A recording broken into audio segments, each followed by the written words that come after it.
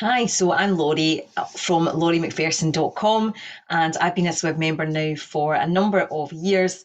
And today I'm going to talk to you a little bit about how to figure out your next move in your career or potentially in self-employment, freelancing, and how you perhaps manage the sort of transitions and moves between those in a way that works for you. I've been doing this now for nearly 6.5 years, working for an employability company, first of all, and then my own business, helping mostly women back to work that they love. And my aim is to find 150 women this year the role that they love at the salary that they deserve, because it is so, so important to me that we love what we do what we love, and we get paid our worth as well. So let's delve in. This is the biggest question that I get asked most of the time. People come to me and say, I don't know what to do next. I don't know what I want to be when I grow up. I'm a little bit stuck. I don't know what my next move could be. I do know that I'm not enjoying the current job I'm in for XYZ reason. They might have enjoyed it before. They might have enjoyed it before COVID. They may enjoy or not the working from home or not working from home situation. They may have seen some cracks in the way the company behaves. They may just not be enjoying the actual job anymore. Lots of people are quite isolated and they're just not feeling the love for it anymore. And COVID has made people have a rethink about what they could possibly do that would fit their purpose, passion, values, as well as provide them, let's be honest, with the salary that they need. So let's delve into what my sort of process is for thinking about this. So when someone comes to me, I tell them to go back to the beginning and start with looking at themselves. What kind of a person are they? And I use a great free personality test at 16personalities.com. Who are they, first of all, and what is most important to them? So have a think about yourself. You know, if you're a massive introvert, you're probably not going to want to work in an office where it's beer pong and join the wolf pack. You're probably going to want to work in something that's a little bit more quiet and where you can work on your own. Have a think about what you are like as a human, first of all.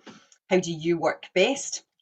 And then go back and think about your jobs in the past. What have you liked and disliked the most about different roles?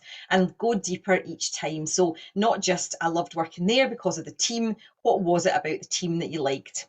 Now, know that we can't always know how to replicate this straight away. You can't tell in a job ad, am I going to get on really well with the person I sit next to? But you can get a bit of a feel. So, what's most important to you? If someone says, oh, I love that job because I love the manager, what was it about them? Oh, they let me get on with it. Okay, so autonomy is really important to you then.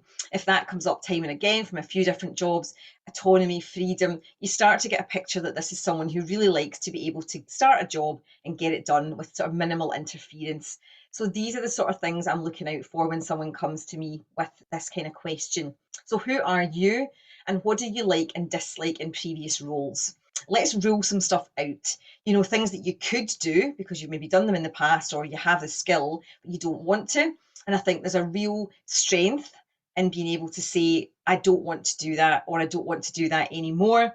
Lots of the women that come to me say, oh, I don't really mind. I'm really open minded because we're taught to be pliable and open and basically giving at all times. But the reality is there are things you don't want to do, and that's okay. So let's rule them out so you don't get pulled back in. For example, if your previous role was in finance and you don't want to do finance anymore, make a hard stop that you're not going back to a finance role, no matter basically what happens. It's not your plan A. We can look at plan B down the line, and I'll come to that. But plan A is not to do that. So rule some stuff out and get together a bit of a wish list. What would you most be interested in? And think about rating that. Is it flexibility? Is it salary? I'm not saying they're mutually exclusive and flexibility is coming. I think there's a bit of work to be done there yet. So, what's most important to you now? And know that this can change as family things change and different changes in the world that we've had to go through over the last couple of years. So, what's most important now? And then have a look at a bit of a wish list. What's most important to you? What sort of company do you want to be in?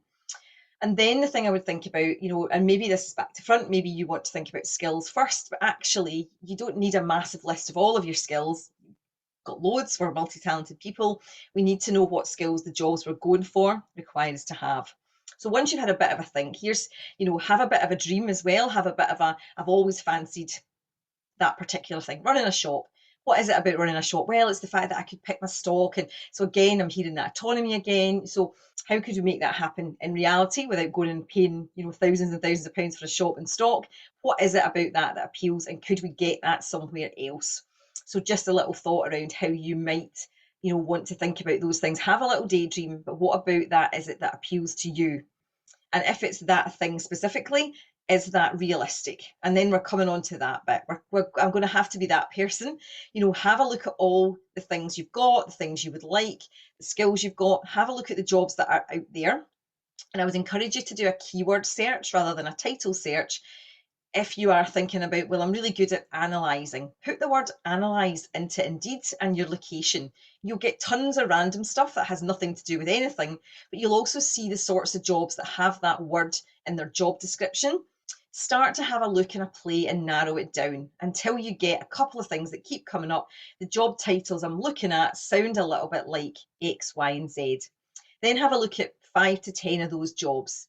What do they need? And have you got it? If you don't have it, and it's one particularly odd one wants you to speak French, and you don't need to go and do that job, just rule that one out. But if they all ask for the same thing, can you go and get it? And I'm going to say yes, you can. There has never been a better time to do free courses or very cheap courses. myworldofwork.com has a drop down free online learning. If you're unemployed, you get free LinkedIn learning till July by using their code. And there are hundreds and hundreds and hundreds of courses on there from all sorts of reputable providers that you can take to fill a gap. So you'll only know what that is once you start to investigate what jobs look likely, what jobs kind of keep coming up that might fit my brief. And don't be scared to, at this point, go a little bit left of centre. Could I do that? One thing I always encourage is, if you can get the inside track, this is probably the last point, but it's coming, so let's do it. Can you get the inside track? Who can you have what the Squiggly Careers girls call a curious conversation with? Speaking to someone who's already doing your thing, hit them up on LinkedIn, ask them the question, really loving your work, really interested in this for myself. Loads of questions about it. Would you have half an hour to have a coffee with me, or a virtual coffee? Lots will say yes. It's just a conversation. No one's holding you to doing the job forever, but they will give you some inside intel. And then I kind of skipped over, but practical considerations have to come into it. You might want to go and be a doctor, but do you have 7 years to not earn? And can you make that fit into your life right now? If not, is that the thing? What is it about that attracts you?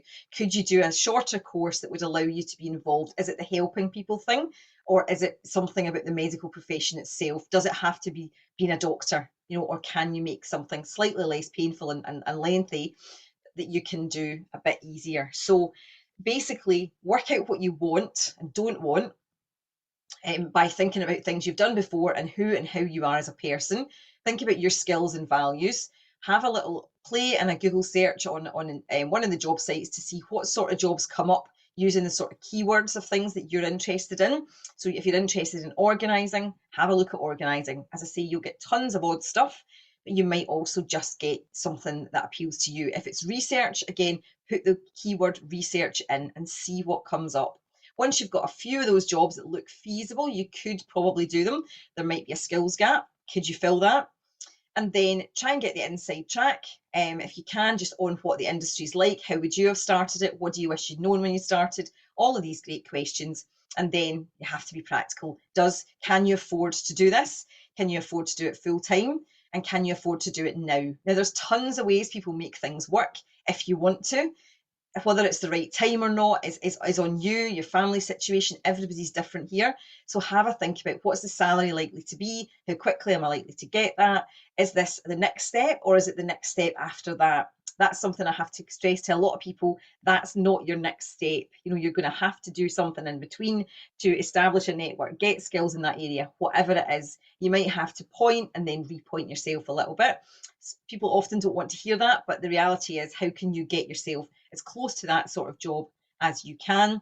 And whatever you decide to do, get on LinkedIn, create a profile that's forward facing to the sort of roles you're looking for, add useful connections, and I will talk more about this in another video. But be on there, be networking with folk in your new field or your slightly shifted over field from the start, so that when you need a job or when you're actually ready to go, you have some folk ready to cheerlead, support, and give you that critical advice that we all need as we're moving into a new sector.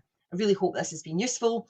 I'm Laurie Macpherson. You'll find me on LinkedIn, Facebook, and Instagram as Laurie Macpherson, Career Wing Woman.